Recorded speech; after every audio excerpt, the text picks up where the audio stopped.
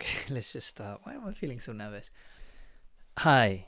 Whether you had a good day today or whether you had a bad day today, it doesn't matter. This video is going to benefit everyone. I want this video to be a very raw and sincere video.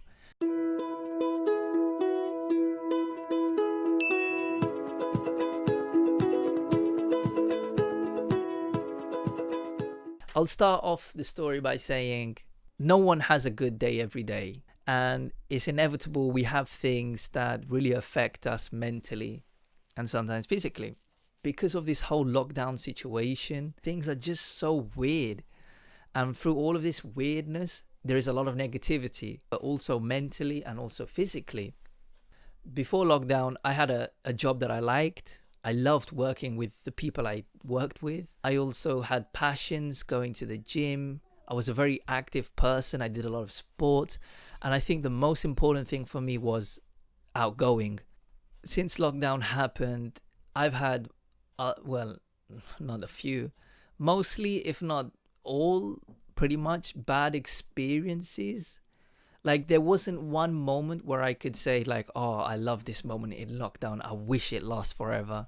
And I think there are a lot of people out there who are going through something like this. I appreciate where I am still because I know that there are people out there who are literally dying. But I do want to come from a place of honesty. And I'm not going to say, it was the best experience in the world. I lost everything that was me. I went from who I am, happy and healthy and positive and physically and mentally, to suddenly going through such a hard time. I don't know how to explain. It's really hard to explain, seriously. I basically lost my job. I wasn't able to do sports. I wasn't able to go to the gym. I wasn't able to be outgoing, to keep relationships with people. Personally, I don't like doing online talky. So it's been very difficult, and I feel it's been like this since. I basically had a lot of realizations I probably would never have even thought about. That's why I'm here in front of you, speaking to you, and how you can do the same. The first realization was, when you have something good in your life, you're like, oh, this is amazing, I want this forever. But when you have something negative, we don't give it that same appreciation. Why? Because people struggle. A negative situation is a chance for you to make it into a positive one. Of course, you don't love those situations, but you learn to accept them and have them as part of your life. Like it's there, but it helps you still progress in a positive way.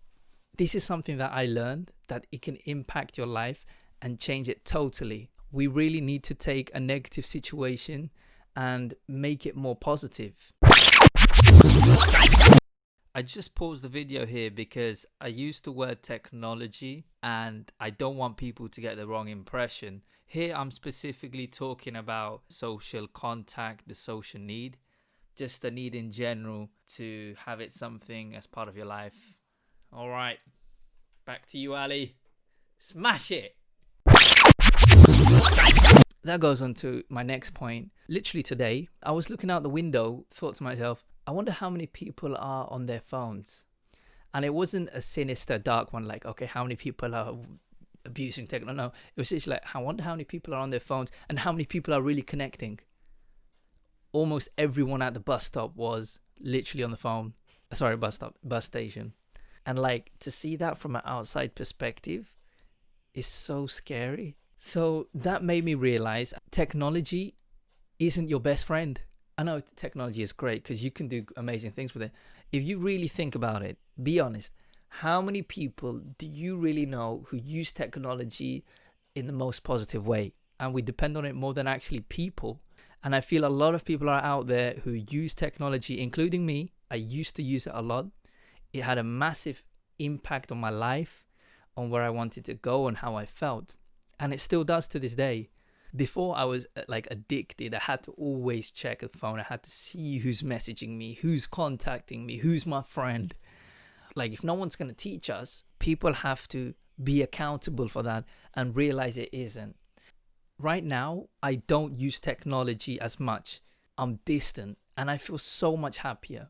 And the reason I do is because all that voice from the outside I can suddenly see things like where I want to go much clearer. Like I have a sense of direction because I don't use technology as much. This goes on to the next point, which is listen to your voice. With so many distractions, and now it's so much harder because of so many things going on. Everything's done very cold, very unnatural way. You have to find your purpose. At the end of the day, I believe every person on this planet has to make the effort to find their purpose, because if they don't, they end up living a very unfulfilled life and a life of just pain, and we don't want that. We don't want it for anyone. Listen to your voice. I understand a lot of people are probably like, okay, well, how do you listen to your voice? I don't know where I'm going. These whatever months have been so difficult, and I really had to ask myself serious questions. What are you scared of? And I'm pretty sure you will have your answer there. Now, the issue is you might not feel you can have it. You might not feel the confidence. You might not feel you can actually do it. Now, for those people who are in this situation who don't quite know what the purpose is, because obviously it's a very deep question, right? You really need to invest time and think about it to really know it, and you really need to feel it, and you might not be in that position. To you guys, make a list of all the things you're scared to do and all the things that you kind of like to do or you're interested in, and do all of them. Okay, don't just focus on one. Unfortunately, our society puts us in that box where you have to be in a box. But I honestly believe that the human capabilities are much more.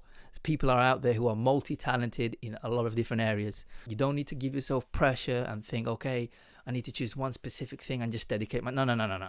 Look at all the things you want to do and do all of them. So that's the point I want to make on that. Let's move on to the next one. I'm going to tell you something crazy. I remember a time I used to wake up a lot of the times, I didn't want to wake up. Every day I would be like, oh, I just want to sleep a little bit more, another 10 minutes. Now I'm involved and so passionate in what I'm doing. I honestly don't need an alarm clock. I'll just wake up just like that. And it's crazy. And I think when you really find your purpose, you don't care how many hours you are spending on it. You just want to go out and do it. Dedicate time and work really hard on the things you love. But don't be fooled about going after external things other than what you really want to do. So really think hard when you make those decisions. Right, so the last thing I want to say is give back. When you give back, you end up really helping yourself.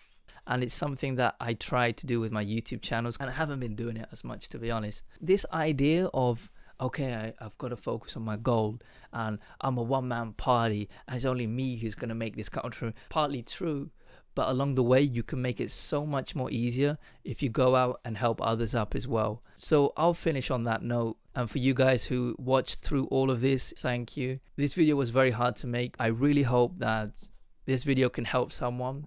I'm looking at you. I really want this video to impact you. Life is about making the right choices. We don't always get it right the first time or the second or the third, but it's always about coming back to the right choice. So thank you so much for watching. I appreciate you. Now you go and appreciate yourself. Thank you guys. That was good.